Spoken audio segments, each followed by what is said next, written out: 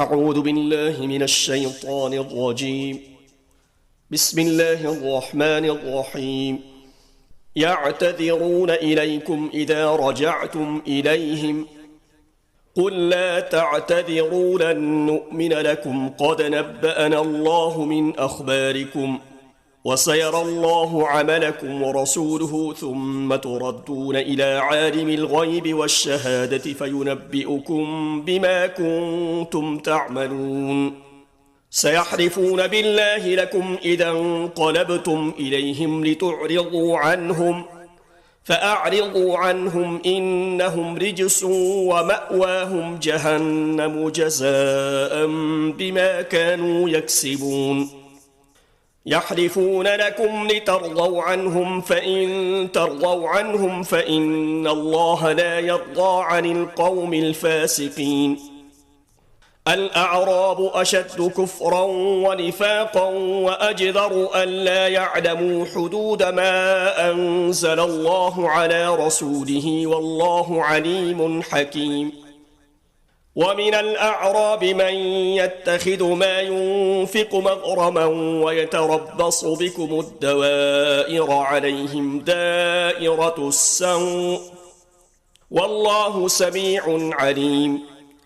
ومن الأعراب من يؤمن بالله واليوم الآخر ويتخذ ما ينفق قربات عند الله وصلوات الرسول ألا إنها قربة لهم سيدخلهم الله في رحمته إن الله غفور رحيم. والسابقون الأولون من المهاجرين والأنصار والذين اتبعوهم بإحسان رضي الله عنهم ورضوا عنه وأعد لهم جنات تجري تحتها الأنهار خالدين فيها أبدا ذلك الفوز العظيم. وممن حولكم من الأعراب منافقون ومن أهل المدينة مردوا على النفاق لا تعلمهم نحن نعلمهم سنعذبهم مرتين ثم يردون إلى عذاب عظيم. وآخرون اعترفوا بذنوبهم خلطوا عملا صالحا وآخر سيئا عسى الله أن يتوب عليهم إن الله غفور رحيم. خذ من أموالهم صدقة تطهرهم وتزكيهم بها وصل عليهم إن صلاتك سكن لهم والله سميع عليم. ألم يعلموا أن الله هو يقبل التوبة عن عباده ويأخذ الصدقات وأن الله هو التواب الرحيم. وقل اعملوا فسيرى الله عملكم ورسوله والمؤمنون وستردون إلى عالم الغيب والشهادة فينبئكم بما كنتم تعملون. وآخرون مرجون لأمر الله إما يعذبهم وإما يتوب عليهم والله عليم حكيم. والذين اتخذوا مسجدا ضرارا وكفرا وتفريقا بين المؤمنين وإرصادا لمن حارب الله ورسوله من قبل وليحلفن إن أردنا إلا الحسنى والله يشهد إنهم لكاذبون. لا تقم فيه أبدا لمسجد أسس على التقوى من أول يوم أحق أن تقوم فيه رجال يحبون أن يتطهروا والله يحب المطهرين. أفمن أسس بنيانه على تقوى من الله ورضوان خير أم من أسس بنيانه على شفا جرف هار فانهار به في نار جهنم والله لا يهدي القوم الظالمين. لا يزال بنيانهم الذي بنوا ريبة في قلوبهم إلا أن تقطع قلوبهم والله عليم حكيم. إن الله اشترى من المؤمنين أنفسهم وأموالهم بأن لهم الجنة يقاتلون في سبيل الله فيقتلون ويقتلون وعدا عليه حقا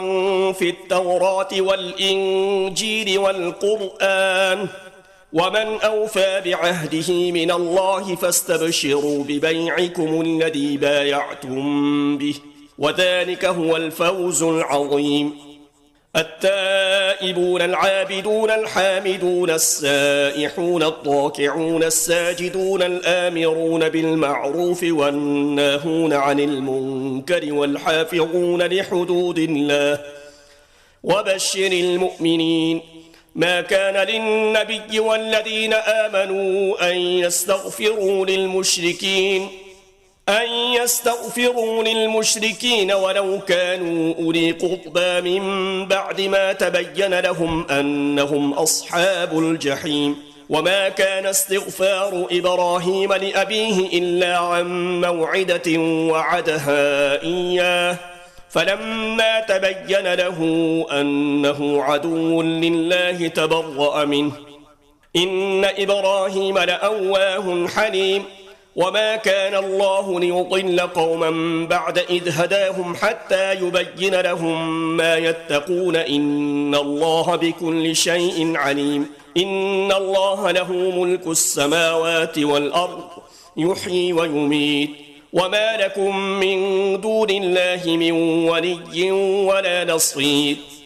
لقد تاب الله على النبي والمهاجرين والأنصار الذين اتبعوه في ساعة العسرة من بعد ما كاد يزيغ قلوب فريق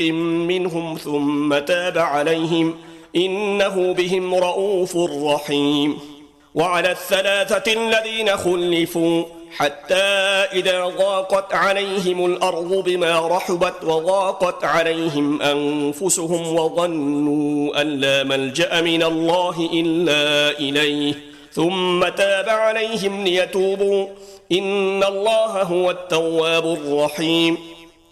وقل اعملوا فسيرى الله عملكم ورسوله والمؤمنون وستردون إلى عالم الغيب والشهادة فينبئكم بما كنتم تعملون. إن الله له ملك السماوات والأرض يحيي ويميت، وما لكم من دون الله من ولي ولا نصير. لقد تاب الله على النبي والمهاجرين والأنصار الذين اتبعوه في ساعة العسرة من بعد ما كاد يزيغ قلوب فريق منهم ثم تاب عليهم، إنه بهم رؤوف رحيم. وعلى الثلاثة الذين خلفوا حتى إذا ضاقت عليهم الأرض بما رحبت وضاقت عليهم أنفسهم وظنوا أن لا ملجأ من الله إلا إليه ثم تاب عليهم ليتوبوا، إن الله هو التواب الرحيم. يا أيها الذين آمنوا اتقوا الله وكونوا مع الصادقين. ما كان لأهل المدينة ومن حولهم من الأعراب أن يتخلفوا عن رسول الله ولا يرغبوا بأنفسهم عن نفسه، ذلك بأنهم لا يصيبهم ظمأ ولا نصب ولا مخمصة في سبيل الله ولا يطؤون موطئا يغيظ الكفار ولا ينالون من عدو نيلا إلا كتب لهم به عمل صالح، إن الله لا يضيع أجر المحسنين. ولا ينفقون نفقة صغيرة ولا كبيرة ولا يقطعون واديا إلا كتب لهم ليجزيهم الله أحسن ما كانوا يعملون. وما كان المؤمنون لينفروا كافة، فلولا نفر من كل فرقة منهم طائفة ليتفقهوا في الدين ولينذروا قومهم إذا رجعوا إليهم لعلهم يحذرون. يا أيها الذين آمنوا قاتلوا الذين يلونكم من الكفار وليجدوا فيكم غلظة واعلموا أن الله مع المتقين. وإذا ما أنزلت سورة فمنهم من يقول أيكم زادته هذه إيمانا فأما الذين آمنوا فزادتهم إيمانا وهم يستبشرون وأما الذين في قلوبهم مرض فزادتهم رجسا إلى رجسهم وماتوا وهم كافرون أولا يرون أنهم يفترون في كل عام مرة أو مرتين ثم لا يتوبون ولا هم يذكرون وإذا ما أنزلت سورة نظر بعضهم إلى بعض هل يراكم من أحد ثم انصرفوا صرف الله قلوبهم بأنهم قوم لا يفقهون لقد جاءكم رسول من أنفسكم عزيز عليه ما عنتم حريص عليكم بالمؤمنين رؤوف رحيم فإن تولوا فقل حسبي الله لا إله إلا هو عليه توكلت وهو رب العرش العظيم بسم الله الرحمن الرحيم ألف لام را تلك آيات الكتاب الحكيم أكان للناس عجبا أن أوحينا إلى رجل منهم أن أنذر الناس وبشر الذين آمنوا أن لهم قدم صدق عند ربهم قال الكافرون إن هذا لساحر مبين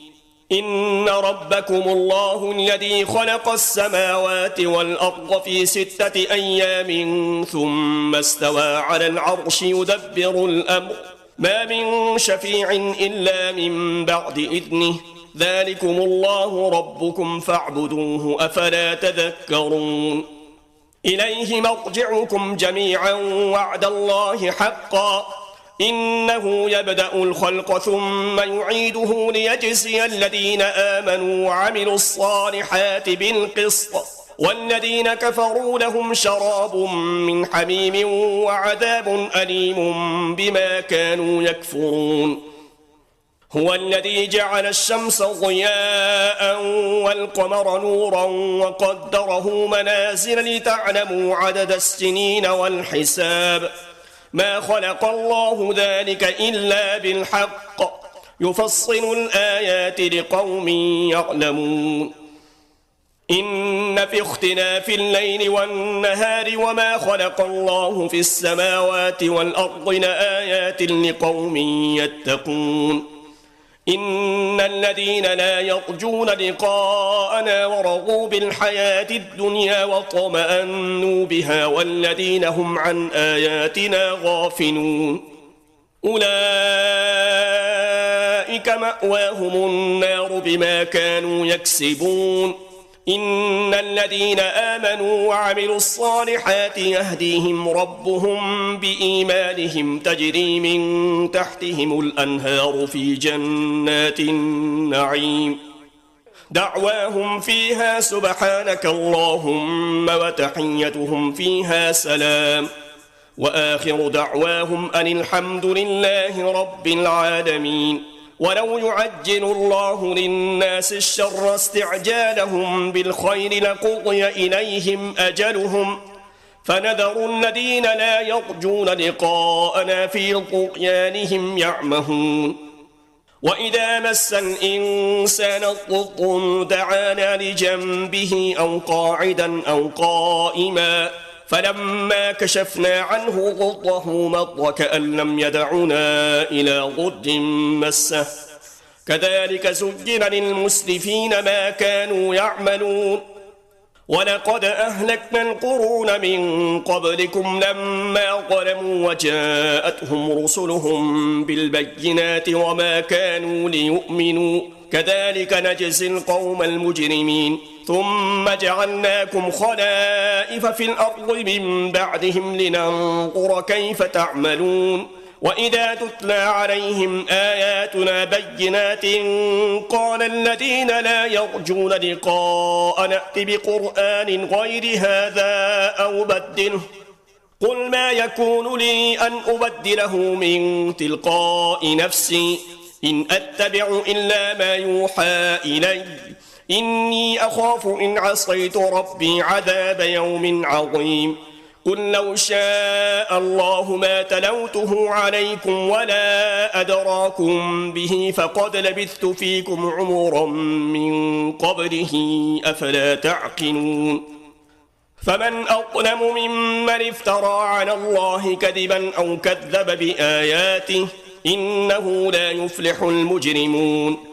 ويعبدون من دون الله ما لا يضرهم ولا ينفعهم ويقولون هؤلاء شفعاؤنا عند الله قل أتنبئون الله بما لا يعلم في السماوات ولا في الأرض سبحانه وتعالى عما يشركون وما كان الناس إلا أمة واحدة فاختلفوا ولولا كلمة سبقت من ربك لقضي بينهم فيما فيه يختلفون ويقولون لولا أنزل عليه آية من ربه فقل إنما الغيب لله فانتظروا إني معكم من المنتظرين وإذا أذقنا الناس رحمة من بعد ضراء مستهم إذا لهم مكر في آياتنا قل الله أسرع مكرا إن رسلنا يكتبون ما تمكرون هو الذي يسيركم في البر والبحر حتى إذا كنتم في الفلك وجرين بهم بريح طيبة وفرحوا بها جاءتها ريح عاصف وجاءهم الموج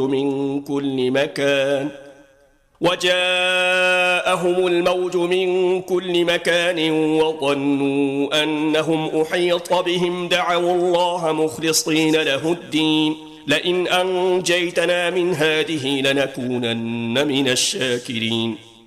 فلما أنجاهم إذا هم يبغون في الأرض بغير الحق يا أيها الناس إنما بغيكم على أنفسكم متاع الحياة الدنيا ثم إلينا مرجعكم فننبئكم بما كنتم تعملون إنما مثل الحياة الدنيا كماء إن أنزلناه من السماء فاختلط به نبات الأرض مما يأكل الناس والأنعام حتى إذا أخذت الأرض زخرفها وزينت وظن أهلها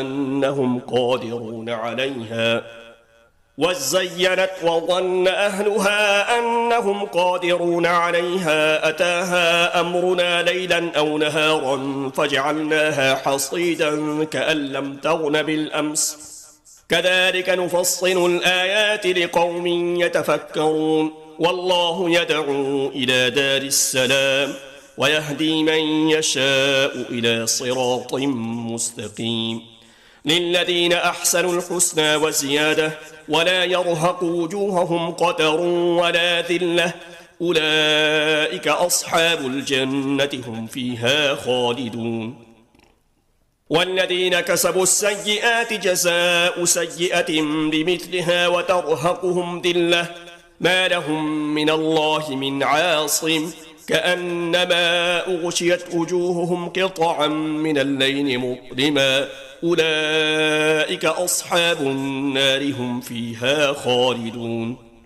ويوم نحشرهم جميعا ثم نقول للذين أشركوا مكانكم أنتم وشركاؤكم فزيلنا بينهم وقال شركاؤهم ما كنتم إيانا تعبدون فكفى بالله شهيدا بيننا وبينكم إن كنا عن عبادتكم لغافلين هنالك تبلو كل نفس ما أسلفت وردوا إلى الله مولاهم الحق وضل عنهم ما كانوا يفترون قل من يرزقكم من السماء والأرض أم من يملك السمع والأبصار ومن يخرج الحي من الميت ويخرج الميت من الحي ومن يدبر الأمر فسيقولون الله فقل أفلا تتقون فذلكم الله ربكم الحق فماذا بعد الحق إلا الضلال فأنى تصرفون كذلك حقت كلمة ربك على الذين فسقوا أنهم لا يؤمنون قل هل من شركائكم من يبدأ الخلق ثم يعيده قل الله يبدأ الخلق ثم يعيده فأنى تؤفكون قل هل من شركائكم من يهدي إلى الحق قل الله يهدي للحق أفمن يهدي إلى الحق أحق أن يتبع أم من لا يهدي إلا أن يهدى فما لكم كيف تحكمون وما يتبع أكثرهم إلا ظنا إن الظن لا يغني من الحق شيئا إن الله عليم بما يفعلون وما كان هذا القرآن أن يفترى من دون الله ولكن تصديق الذي بين يديه وتفصيل الكتاب لا ريب فيه من رب العالمين أم يقولون افتراه قل فأتوا بسورة مثله ودعوا من استطعتم من دون الله إن كنتم صادقين بل كذبوا بما لم يحيطوا بعلمه ولما يأتهم تأويله كذلك كذب الذين من قبلهم فانظر كيف كان عاقبة الظالمين ومنهم من يؤمن به ومنهم من لا يؤمن به وربك أعلم بالمفسدين وإن كذبوك فقل لي عملي ولكم عملكم أنتم بريئون مما أعمل وأنا بريء مما تعملون ومنهم من يستمعون إليك أفأنت تسمع الصم ولو كانوا لا يعقلون ومنهم من ينظر إليك أفأنت تهدي العمي ولو كانوا لا يبصرون إن الله لا يظلم الناس شيئا ولكن الناس أنفسهم يظلمون ويوم يحشرهم كأن لم يلبثوا إلا ساعة من النهار يتعارفون بينهم قد خسر الذين كذبوا بلقاء الله وما كانوا مهتدين وإما نرينك بعض الذي نعدهم أو نتوفينك فإلينا مرجعهم ثم الله شهيد على ما يفعلون ولكل أمة رسول فإذا جاء رسولهم قضي بينهم بالقسط وهم لا يظلمون ويقولون متى هذا الوعد إن كنتم صادقين قل لا أملك لنفسي ضرا ولا نفعا إلا ما شاء الله ولو كنت أعلم الغيب لاستكثرت من الخير قل لا أملك لنفسي ضرا ولا نفعا إلا ما شاء الله لكل أمة أجل إذا جاء أجلهم فلا يستأخرون ساعة ولا يستقدمون قل أرأيتم إن أتاكم عذابه بياتا أو نهارا ماذا يستعجل منه المجرمون أثم إذا ما وقع آمنتم به الآن وقد كنتم به تستعجلون ثم قيل للذين ظلموا ذوقوا عذاب الخلد هل تجزون إلا بما كنتم تكسبون ويستنبئونك أحق هو قل إي وربي إنه لحق وما أنتم بمعجزين ولو أن لكل نفس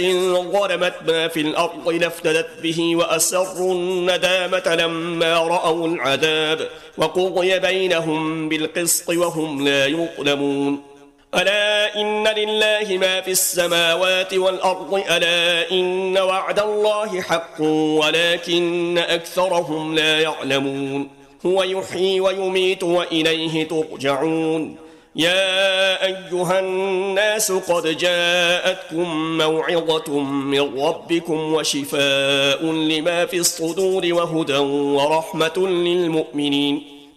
قل بفضل الله وبرحمته فبذلك فليفرحوا هو خير مما يجمعون قل أرأيتم ما أنزل الله لكم من رزق فجعلتم منه حراما وحلالا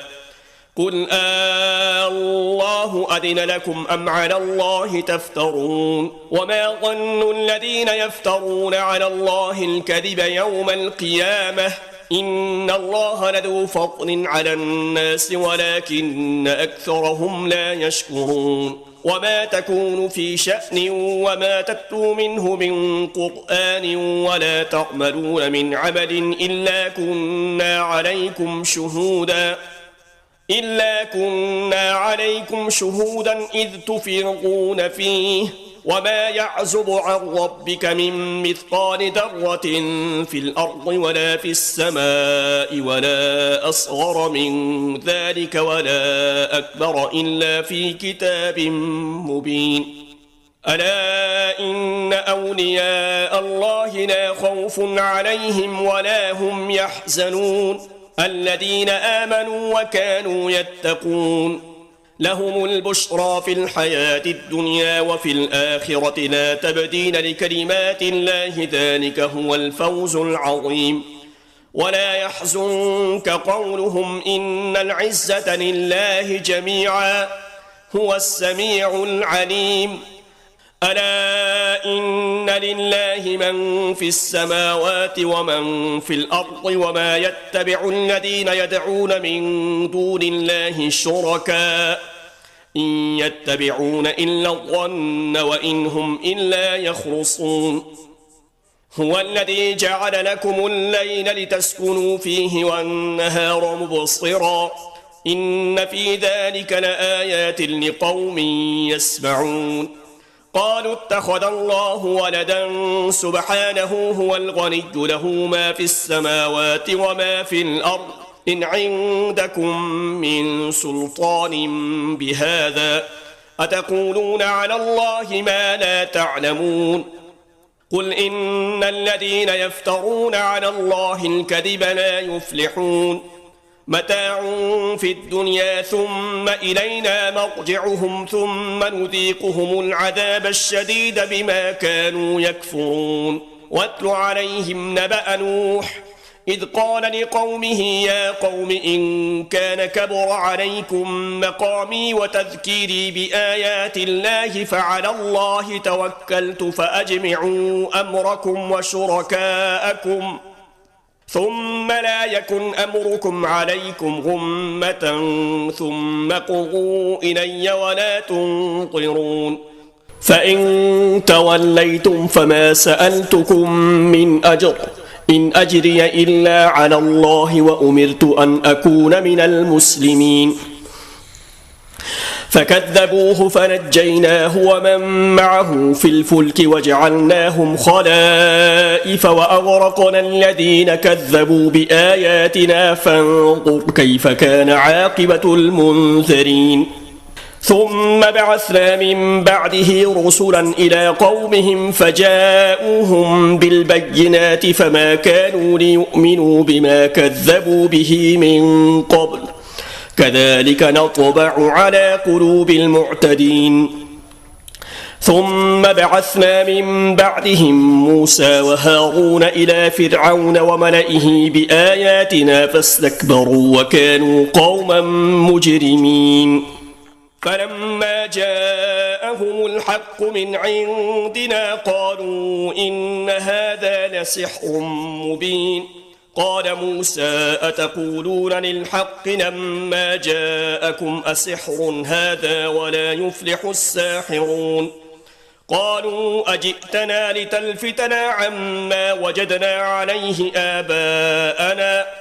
وتكون لكما الكبرياء في الأرض وما نحن لكما بمؤمنين وقال فرعون ائتوني بكل ساحر عليم فلما جاء السحرة قال لهم موسى ألقوا ما أنتم ملقون فلما ألقوا قال موسى ما جئتم به السحر إن الله سيبطنه إن الله لا يصلح عمل المفسدين ويحق الله الحق بكلماته ولو كره المجرمون فما آمن لموسى إلا ذرية من قومه على خوف من فرعون وملئهم أن يفتنهم وإن فرعون لعال في الأرض وإنه لمن المسرفين. وقال موسى يا قوم إن كنتم آمنتم بالله فعليه توكلوا إن كنتم مسلمين. فقالوا على الله توكلنا ربنا لا تجعلنا فتنة للقوم الظالمين ونجنا برحمتك من القوم الكافرين. وأوحينا إلى موسى وأخيه أن تبوأ لقومكما بمصر بيوتا واجعلوا بيوتكم قبلة وأقيموا الصلاة وبشر المؤمنين. وقال موسى ربنا إنك آتيت فرعون وملأه زينة وأموالا في الحياة الدنيا ربنا ليضلوا عن سبيلك ربنا اطمس على أموالهم واشدد على قلوبهم فلا يؤمنوا حتى يروا العذاب الأليم. قال قد أجيبت دعوتكما فاستقيما ولا تتبعان سبيل الذين لا يعلمون. وجاوزنا ببني إسرائيل البحر فأتبعهم فرعون وجنوده بغيا وعدوا حتى إذا أدركه الغرق قال آمنت أنه لا إله إلا الذي آمنت به بنو إسرائيل وأنا من المسلمين. الآن وقد عصيت قبل وكنت من المفسدين فاليوم ننجيك ببدنك لتكون لمن خلفك آية وإن كثيرا من الناس عن آياتنا لغافلون. ولقد بوأنا بني إسرائيل مبوأ صدق ورزقناهم من الطيبات فما اختلفوا حتى جاءهم العلم إن ربك يقضي بينهم يوم القيامة فيما كانوا فيه يختلفون. فإن كنت في شك مما أنزلنا إليك فاسأل الذين يقرؤون الكتاب من قبلك لقد جاءك الحق من ربك فلا تكونن من الممترين ولا تكونن من الذين كذبوا بآيات الله فتكون من الخاسرين. إن الذين حقت عليهم كلمة ربك لا يؤمنون ولو جاءتهم كل آية حتى يروا العذاب الأليم. فلولا كانت قرية آمنت فنفعها إيمانها إلا قوم يونس لما آمنوا كشفنا عنهم عذاب الخزي في الحياة الدنيا ومتعناهم إلى حين. ولو شاء ربك لآمن من في الأرض كلهم جميعا أفأنت تكره الناس حتى يكونوا مؤمنين. وما كان لنفس أن تؤمن إلا بإذن الله ويجعل الرجس على الذين لا يعقلون. قل انظروا ماذا في السماوات والأرض وما تغني الآيات والنذر عن قوم لا يؤمنون. فهل ينتظرون إلا مثل أيام الذين خلوا من قبلهم قل فانتظروا إني معكم من المنتظرين. ثم ننجي رسلنا والذين آمنوا كذلك حقا علينا ننجي المؤمنين. قل يا أيها الناس إن كنتم في شك من ديني فلا أعبد الذين تعبدون من دون الله ولكن أعبد الله الذي يتوفاكم وأمرت أن أكون من المؤمنين وأن أقم وجهك للدين حنيفا ولا تكونن من المشركين. ولا تدع من دون الله ما لا ينفعك ولا يضرك فإن فعلت فإنك إذا من الظالمين. وإن يمسسك الله بضر فلا كاشف له إلا هو وإن يردك بخير فلا راد لفضله يصيب به من يشاء من عباده وهو الغفور الرحيم. قل يا أيها الناس قد جاءكم الحق من ربكم فمن اهتدى فإنما يهتدي لنفسه ومن ضل فإنما يضل عليها وما أنا عليكم بوكيل واتبع ما يوحى إليك واصبر حتى يحكم الله وهو خير الحاكمين. بسم الله الرحمن الرحيم. ألف لام را كتاب أحكمت آياته ثم فصلت من لدن حكيم خبير ألا تعبدوا إلا الله إنني لكم منه نذير وبشير وأن استغفروا ربكم ثم توبوا إليه يمتعكم متاعا حسنا إلى أجل مسمى ويؤت كل ذي فضل فضله وإن تولوا فإني أخاف عليكم عذاب يوم كبير. إلى الله مرجعكم وهو على كل شيء قدير. ألا إنهم يثنون صدورهم ليستخفوا منه ألا حين يستغشون ثيابهم يعلم ما يسرون وما يعلنون إنه عليم بذات الصدور. صدق الله العظيم.